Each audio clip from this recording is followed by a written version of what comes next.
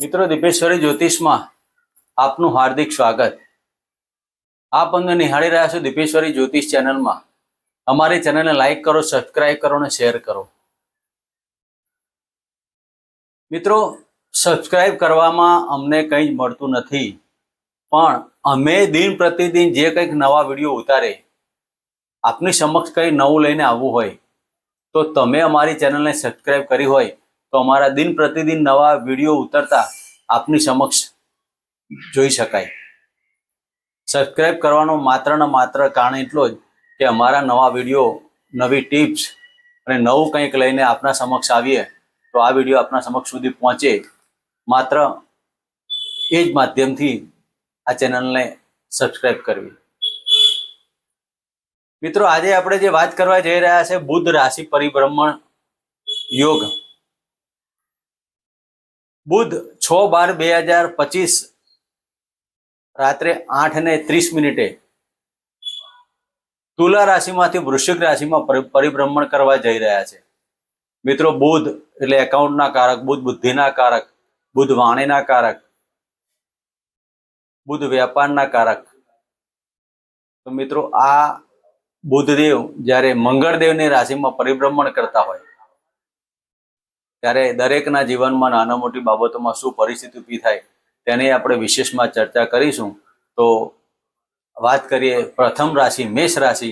મેષ રાશિના જાતકોને બુધનું રાશિ પરિભ્રમણ કેવું રહેશે, કયા નાના મોટા ઉપાય કરવાથી દરેકના જીવનમાં શું પ્રાપ્તિ થાય અને કયા મંત્રો કરવાથી આ સમયગાળો આપના માટે સર્વશ્રેષ્ઠ। મિત્રો, વાત કરીશું પ્રથમ રાશિ મેષ રાશિ।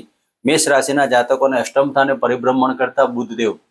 મિત્રો, મેષ રાશિના જાતકોએ આ સમયગાળા દરમિયાન કોઈક તાંત્રિકોને અથવા તો તમારા કોઈક એવા વ્યક્તિને મળવાનું થાય જે તમને આશીર્વાદ રૂપ પ્રાપ્ત થાય। તેમાં કોઈક એવા તાંત્રિક અથવા તો કોઈક એવા વિદ્યાના જાણકાર વ્યક્તિને મળવાથી તમારા જીવનમાં ઉન્નતિ થાય। મિત્રો, આપની કુંડલીમાં બુધ એટલે કે ત્રીજા ભાવના માલિક અને છઠ્ઠા ભાવના માલિક થઈને અષ્ટમ સ્થાને પરિભ્રમણ કરતા હોય તો રોગની બાબતોમાં સાચવવું, થાઇરોઇડ ડાયાબિટીસની બાબતોમાં સાચવવું અને તમારા કોઈ પણ પરાક્રમો હોય તેમાં જો વિચારીને કાર્યો કરવા।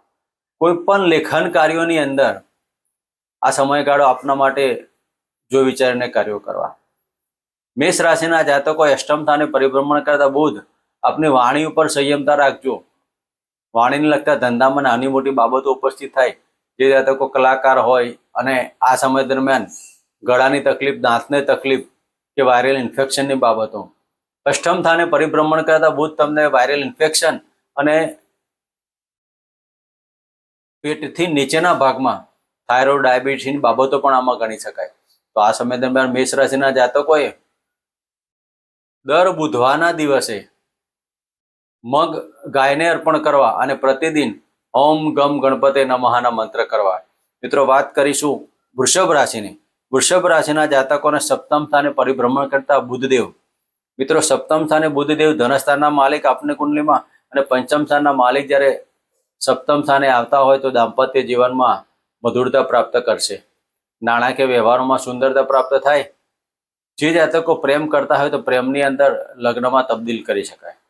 આ સમય દરમિયાન જે જાતકો કે નાના મોટા ધંધાનું ડેવલપમેન્ટ કરવા માંગતા હોય તો આ સમય દરમિયાન નાના ધંધાનું ડેવલપમેન્ટ કરી શકો। અને આ લગ્નમાં સપ્તમ સ્થાને પરિભ્રમણ કરતા બુધની લગ્નમાં દ્રષ્ટિ પડવાથી આપની વાણી ઉપર અને આપના બુદ્ધિમાં મધુરતા પ્રાપ્ત થશે। મિત્રો, આ સમય દરમિયાન શુક્રદેવની રાશિમાં દ્રષ્ટિ કરતા બુધદેવ તાત્કાલિક ફળ આપવા માટે આવી રહ્યા છે। તો તમારો ધંધો, નવો કોઈ ધંધો પ્લાનિંગ કરવો તો કરી શકો છો। પાર્ટનરશિપના ધંધામાં સફળતા પ્રાપ્ત થાય અને એકાઉન્ટને લગતા કાર્યમાં જે જાતકો શેરની લાઇનમાં અથવા તો એકાઉન્ટને લગતા ધંધામાં જોડાયેલા હોય અથવા તો બેન્કિંગ ક્ષેત્રમાં જોડાયેલા હોય તેવા જાતકોને આ સમય દરમિયાન સફળતા પ્રાપ્ત થવાના ખૂબ મજાના યોગ કહી શકાય। તો વૃષભ રાશિના જાતકોએ પણ ઓમ ગમ ગણપતિના મંત્ર કરવા અને ગણપતિની આરાધના ઉપાસના કરવી। મિત્રો, વાત કરીશું મિથુન રાશિની। મિથુન રાશિના જાતકોને છઠ્ઠા સ્થાને પરિભ્રમણ કરતા બુધદેવ। મિત્રો, આપની કુંડલીમાં લગ્ન ભાવના માલિકને ચતુર્થ સ્થાનના માલિક થઈને છઠ્ઠા સ્થાને આવતા તો મકાન સુખ, વાહન સુખની બાબતોમાં સફળતા પ્રાપ્ત કરશે। સાથે મકાન અને વાહન લેવું હોય અને લોન લેવી હોય તો આ સમય દરમિયાન તમે લઈ શકો છો।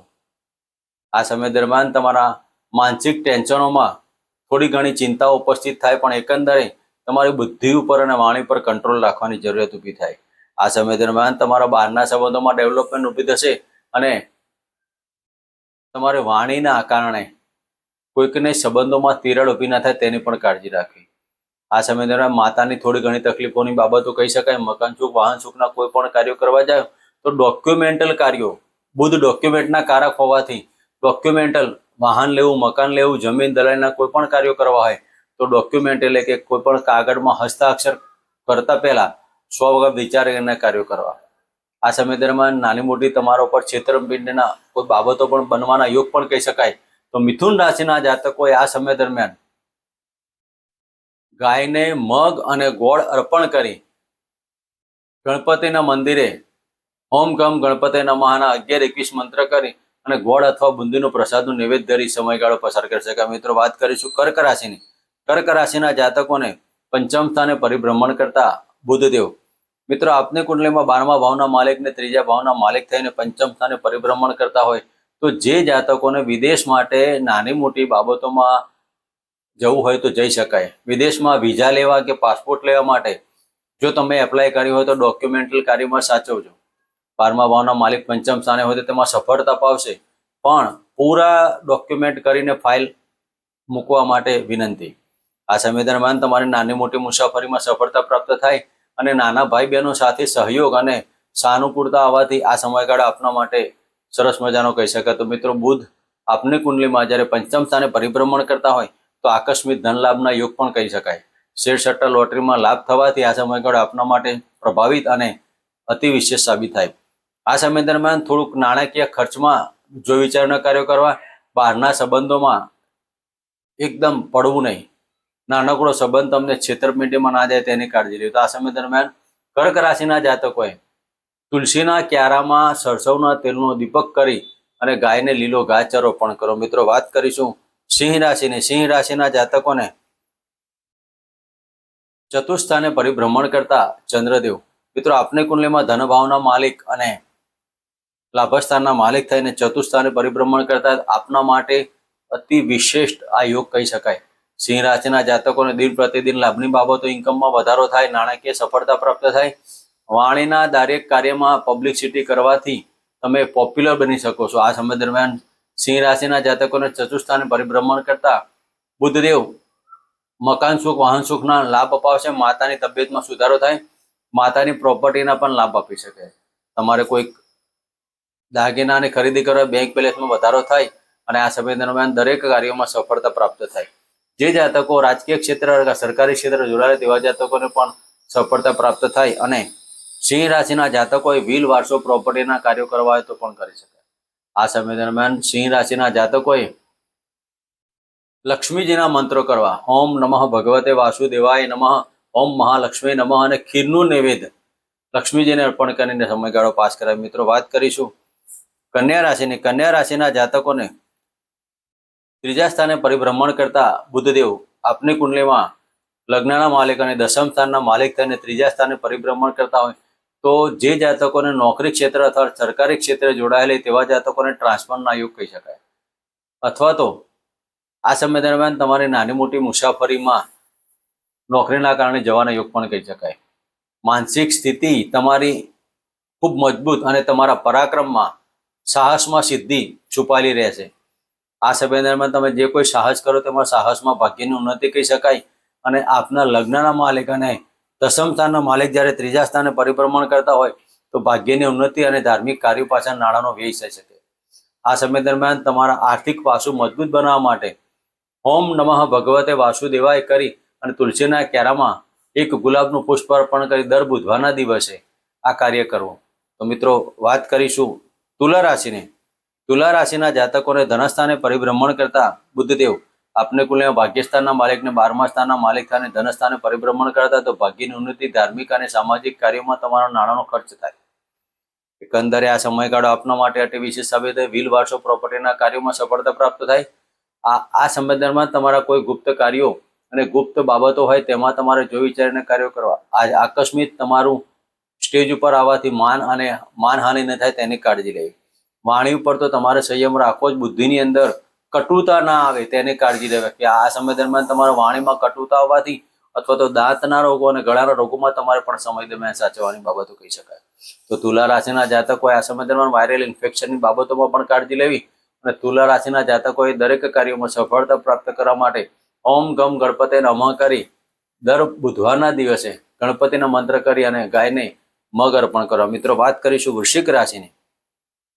વૃશ્ચિક રાશિના જાતકોને લગ્નમાં પરિભ્રમણ કરતા બુદ્ધિદેવ મિત્રો આપની કુંડલીમાં અષ્ટમ સ્થાનના માલિક અને લાભસ્થાનના માલિક થઈને જ્યારે લગ્નમાં પરિભ્રમણ કરતા હોય તો લાભની બાબતો કહી શકાય. ઘણા સમયથી તમારા કોઈ કાર્યો પડેલા હોય અને સુષુપ્ત અવસ્થામાં હોય તેમાં લાભ થવાનો.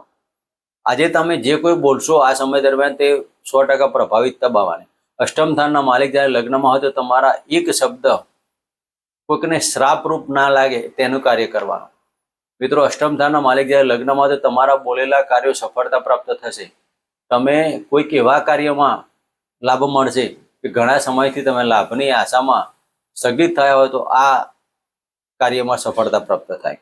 સાથે પતિ પત્નીના સંબંધોમાં નાના મોટા વેપારનો વિકાસ થવાથી આ સમય દરમિયાન સફળતા પ્રાપ્ત થાય. અને વૃશ્ચિક રાશિના જાતકોએ પણ હોમ ગમ ગણપતિ નમઃ અને ગાયને લીલો ઘાસચારો પણ કરો. મિત્રો વાત કરીશું ધન રાશિની. ધન રાશિના જાતકોને દસમ સ્થાનના માલિક અને સપ્તમ સ્થાનના માલિક થઈને 12મા સ્થાને પરિભ્રમણ કરતા હોય તો પતિ પત્નીના સંબંધોમાં નાની મોટી બાબતો ઊભી થાય તેની કાળજી લેવી. આ સમય દરમિયાન તમારા પેટને લગતા રોગોમાં સાવચેતી રાખવાની જરૂર કહી શકાય. અને નોકરીમાં ક્ષેત્રમાં તમારા કોઈ ગુપ્ત શત્રુઓથી તમને માનહાનિ થવાના યોગ પણ કરી શકાય. આ સમય દરમિયાન બુધદેવ 12મા સ્થાને પરિભ્રમણ કરતા હોય તો પતિ પત્નીના સંબંધોમાં તિરાડ ઊભી ન થાય તેની કાળજી લેવી. વય મનુષ્ય બોલવાની ભાષા ઉપર થોડુંક સાવચેતી રાખજો તો એકંદરે સમય સાનુકૂળતા ભર્યો બની રહેશે. તો ધન રાશિના જાતકોએ આ સમય દરમિયાન નાના બાળકોને બુધવારના દિવસે સિઝનેબલ ફ્રૂટ અર્પણ કરી અને આ સમયગાળો પસાર કરે. મિત્રો વાત કરીશું મકર રાશિની. મકર રાશિના જાતકોને લાભસ્થાને પરિભ્રમણ કરતા બુધદેવ આપની કુંડલીમાં 6ઠ્ઠા સ્થાનના માલિક અને ભાગ્યસ્થાનના માલિક થઈને લાભસ્થાને પરિભ્રમણ કરતા હોય તો નોકરીમાં અતિ વિશેષ લાભ મળવાનો, ભાગ્યની વૃદ્ધિ થાય, નાના મોટા તમારા પ્રમોશનો ઘણા સમયથી અટકેલા તો પ્રમોશન મળવાથી આ સમયગાળો મકર રાશિના જાતકોને લાભની બાબતો કહી શકાય. એકંદરે શેર સટ્ટા લોટરીમાં પણ લાભ થવાના યોગ પણ કરી શકાય. અને આ સમય દરમિયાન તમારા સંતાન પ્રાપ્તિ અથવા તો સંતાનથી સુખ મળવાના પણ યોગ કહી શકાય. સંતાનની પ્રગતિ થવાથી તમારા જીવનમાં પદોન્નતિ પ્રાપ્ત થાય. આ સમય દરમિયાન દરેક કાર્યોમાં સફળતા પ્રાપ્ત થાય. નવા ધંધામાં આકસ્મિક ધન લાભની યોગો કહી શકાય. ભાગ્યની ઉન્નતિ અને ધાર્મિક કાર્યોમાં નાણાંનો ખર્ચ થાય. તો મિત્રો મકર રાશિના જાતકોએ દર બુધવારના દિવસે ગોળ, ઘી અને ઘઉંવાળી રોટલી ગાયને અર્પણ કરી સમયગાળો પસાર કરાય. મિત્રો વાત કરીશું કુંભ રાશિની. કુંભ રાશિના જાતકોને દસમ સ્થાને પરિભ્રમણ કરતા બુધદેવ આપની કુંડલીમાં પંચમ ભાવના માલિક અને અષ્ટમ સ્થાનના માલિક થઈને દસમ સ્થાને પરિભ્રમણ કરતા હોય તો આ સમય દરમિયાન દરેક કાર્યો તમારા આકસ્મિક થવાના. મકાન લેવો તો આકસ્મિક લઈ શકાય, વાહન લેવું તો આકસ્મિક લઈ શકાય. પણ જે જાતકોને થાઇરોઇડ, ડાયાબિટીસ જેવા રોગોથી પીડાતા હોય તો ખાવા પીવામાં ધ્યાન રાખજો. આ સમય દરમિયાન હાઇપર એસિડિટી જેવી બાબતો બની શકે. ખાવાની કાળજી લેશો તો પેટને લગતા રોગોમાં કંઈક પ્રશ્ન નહીં આવે. પણ જો તમે વગર વિચારેલા કાર્યો કરે તો સફળતા પ્રાપ્ત કરવી મુશ્કેલ થશે. અષ્ટમ સ્થાનના માલિક થઈને જ્યારે દસમ સ્થાને પરિભ્રમણ કરતા હોય તો વ્હીલ વારસો પ્રોપર્ટીના પિતાના વ્હીલ વારસો પ્રોપર્ટીની બાબતોમાં આ સમય દરમિયાન સફળતા પ્રાપ્ત કરાય. માતાના સુખની વૃદ્ધિ થાય ને માતા તરફથી તમને પ્રેમ મળવાથી આ સમયગાળો સુંદરતા પ્રાપ્ત કરે. તો કુંભ રાશિના જાતકો આ સમય દરમિયાન ગણપતિના મંદિરે ગુલાબ અને દુર્વા એટલે કે ઘાસ અર્પણ કરી અને હોમ ગમ ગણપતિના મનોમંત્ર કર. મિત્રો વાત કરીશું મીન રાશિને. મીન રાશિના જાતકોને ભાગ્યસ્થાને પરિભ્રમણ કરતા બુધદેવ મિત્રો આપની કુંડલીમાં 7મા ભાવના માલિક અને 4થા સ્થાનના માલિક થઈને ભાગ્યસ્થાને પરિભ્રમણ કરતા બુધદેવ મિત્રો મીન રાશિના જાતકોએ આ સમય દરમિયાન મકાન સુખ, વાહન સુખ અને પતિના સુખની વૃદ્ધિ, કંઈક સારા સમાચાર મળવાથી ભાગ્યની ઉન્નતિ થાય.